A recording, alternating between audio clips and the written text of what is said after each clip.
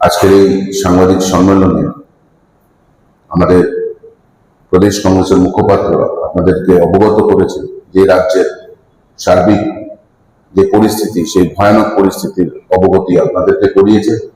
ত্রিপুরা প্রদেশ যুব কংগ্রেসের পক্ষ থেকে আমরা 2024 থেকে একটা স্লোগানই এই রাজ্যের সকলকে অবগত করানোর চেষ্টা করছি এবং এই ভারতীয় জনতা পার্টির প্রত্যেকটি মানুষকে একটাই কথা বলতে চায়, যারা সরকারে আছে, যারা সরকার পরিচালনা করছে, তাদেরকেও একটাই কথা বলতে চাই ত্রিপুরা প্রদেশ যুব কংগ্রেসের পক্ষ থেকে, যে আমাদের নেশা নয় চাকরি চাই।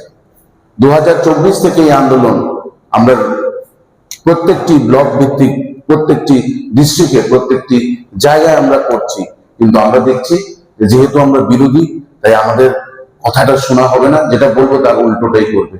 কেন বলছি এই কথা?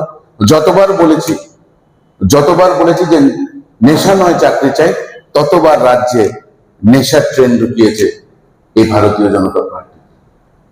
ততবার সেই তদন্ততে একজন মিচকে বিড়ালকে অ্যারেস্ট করিয়ে মানুষের সামনে দেখিয়ে তারপরে তারা কোনো তথ্য রাজ্যের সামনে আনা হয় না প্রশাসনের পক্ষ থেকে। তো তার পেছনে যে রাঘব বোয়ালরা আছে, সে রাঘব বোয়ালরা যে এই সরকারের সঙ্গে যুক্ত, সেটা সরাসরি বোঝা যায় যে তারা চায় না যে রাজ্য থেকে নেশা ব্যবসাটা যাতে শেষ হয়। আমরা দেখেছি যে কিভাবে আনএমপ্লয়মেন্ট এই রাজ্যটাকে গ্রাস করছে। আমরা দেখেছি কিভাবে শত শত টেট পরীক্ষার্থীরা, টেট যারা দিয়েছে 2 বছর ধরে, যারা বাড়িতে বসা, তারা 2 দিন পরে পরে মুখ্যমন্ত্রীর বাড়ির সামনে মুখ্যমন্ত্রী বাড়ি ঘেরাও করছে। এবং তারপরে মুখ্যমন্ত্রী বড় বড় মঞ্চে উঠে একটাই কথা বলছে যে ত্রিপুরা মডেলে, বহির্রাজ্যে গিয়ে বলছে ত্রিপুরা মডেলে সরকার চালানো উচিত, যে মডেলে প্রত্যেকদিন ওনার বাড়ির সামনে অরাজনৈতিক যুবক যুবতীরা ধর্ণা দিচ্ছে, যে মডেলে যুবক যুবতীদেরকে মারা হয়, যে ওদের লিগ্যাল রাইটস, কনস্টিটিউশনাল রাইটস নিয়ে যখন তারা কথা বলে তাদেরকে অ্যারেস্ট করা হয়। এই হয়েছে ত্রিপুরা মডেল আন্ডার ভারতীয় জনতা পার্টি।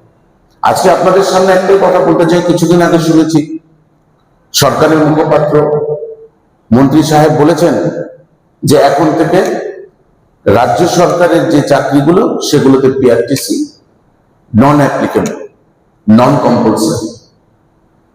আমি আগেও আমার নিজের সোশ্যাল মিডিয়াতে তার ধিক্কার জানিয়েছি এবং আজকে রাজ্যবাসীর সামনে একটাই কথা বলতে চাই যে এমনিতে এই রাজ্যে চাকরি নেই। আমরা 2024 সালে, 2025 সালে ভুয়ো পিআরটিসি 1 লাখ টাকার বিনিময় বানিয়ে দেওয়ার প্রতিবাদে আমরা আন্দোলন করেছিলাম। আমরা চিঠি লিখেছিলাম যে অতি সত্বর যেন এই চক্রান্তটাকে বন্ধ করা হয়, যেখানে 1 লাখ টাকার বিনিময় বহির্রাজ্যের ছেলেদেরকে পিআরটিসি দিয়ে দেওয়া হচ্ছে। কিন্তু আজকে কি করলো? আজকে উনি ঘোষণা করলেন যে পিআরটিসির দরকার নেই। মানে রাজ্যের চাকরি, রাজ্যের ছেলেদের যেটা পাওয়া উচিত, যেখানে রাজ্যের ছেলেদের চাকরি নেই, যেখানে রাজ্যের ছেলেদের আনএমপ্লয়মেন্ট রেট আজকে আকাশ ছোঁয়া, সেখানে রাস্তা করে দিচ্ছে যাতে বহির্রাজ্যের ছেলেরা এসে এই রাজ্যের চাকরিগুলোকে দখল করতে পারে। এবং আইওয়াসের জন্য কি বলা হচ্ছে?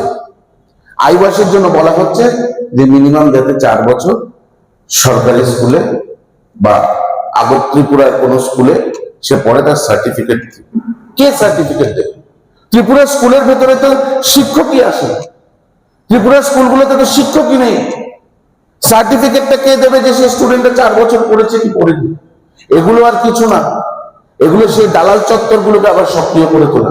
সেই দালাল চত্বরগুলো, যে চত্বরগুলো সেই সার্টিফিকেট গুলো বের করে দেবে, সেই চক্রগুলোকে আবার সক্রিয় করে তোলার একটা পরিকাঠামো এই রাজ্যে আবার করা হচ্ছে, যার দরুন হাজারো হাজারো লাখো লাখো যুবকদের ভবিষ্যৎ বিপন্ন হয়ে উঠবে।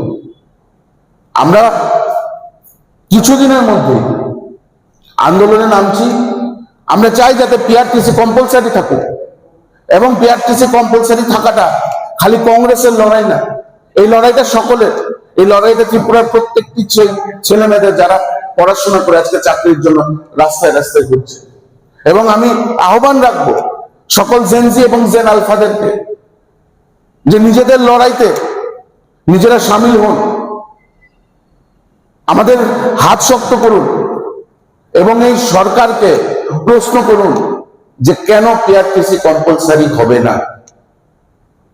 কারণ এই সরকারের সাথে বহির্রাজ্যের যে লোকেজনরা যারা এই সরকারকে পরিচালনা করে তাদের ছেলেমেয়েদেরকে আপার হ্যান্ড করে দেওয়ার জন্য আজকে এই পরিকল্পনা নেওয়া হয়েছে। বিভিন্ন ডিপার্টমেন্টসের যে বড় অফিসাররা যারা আজকে ত্রিপুরাতে কর্মরত, যারা বাইরে থেকে এসছে, তাদের ছেলেমেয়েদেরকে বড় বড় চাকরি হাতে তুলে দেওয়ার পরিকল্পনার জন্যই আজকে